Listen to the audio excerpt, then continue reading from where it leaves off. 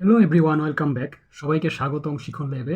আজকে আমরা এসএসসি উচ্চতর গণিতের প্রথম অধ্যায় সেট ও ফাংশনের প্রতিজ্ঞা 2 সম্পর্কে জানব। গত ক্লাসে আমরা ডি মর্গানের সূত্র বা প্রতিজ্ঞা 1 সম্পর্কে জেনেছি। আজকে আমরা প্রতিজ্ঞা 2 সম্পর্কে জানব। এখন আমাদের প্রতিজ্ঞা 2 কি বলছে? সার্বিক সেট ইউ এর যে কোনো উপসেট এ ও বি এর জন্য এ বাদ বি ইজ ইকুয়াল টু হচ্ছে যে এ ইন্টারসেকশন বি প্রাইম। এটা আমাকে প্রমাণ করে দেখাইতে হবে। এবং প্রথমে আমাকে ধরে নিতে হবে কি, মনে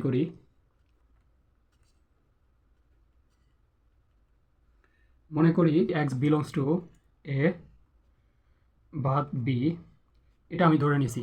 দেন এরপরে হচ্ছে যে আমার কাছে কি, বা দিয়ে এক্স বিলংস টু এ, আর এটা কি এ বাদ বি। বাদের জন্য আমরা এবং দিব, এবং হচ্ছে এক্স বিলংস টু বি।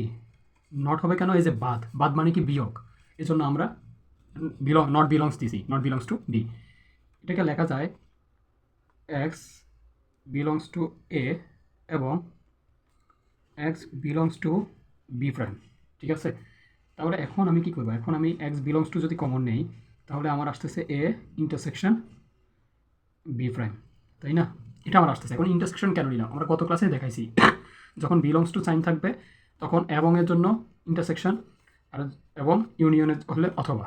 আর যদি নট বিলংস থাকে তখন এবং এর জন্য হবে ইউনিয়ন এবং অথবার জন্য হবে ইন্টারসেকশন।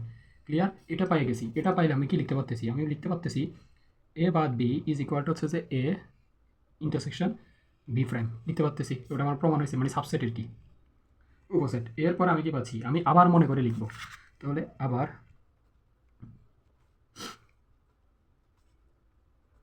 মনে করি আমার X belongs to A intersection B prime, এটা আমার দেওয়া আছে।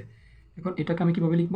X belongs to A is intersection, যখন এ সাইন হবে তখন ইন্টারসেকশনের বদলে আমরা এবং লিখব, এবং X not belongs to B direct লিখে ফেলছি, কারণ প্রাইমের বদলে আমি নট বিলংস টু লিখবো, প্রাইম উঠে ফেলছি। তাহলে পরবর্তীতে আমি কী পাচ্ছি? বা এক্স বিলংস টু এ বাদ বি পাচ্ছি। সুতরাং তাহলে আমার এটাও আবার প্রমাণিত হচ্ছে A intersection B prime is equal to হচ্ছে এ বাদ বি। এটাকে সাবসেট আকারে লেখা যায়। শেষ। সো আজকে এতটুকু পর্যন্তই, দেখা হচ্ছে আবার পরবর্তী ভিডিওতে।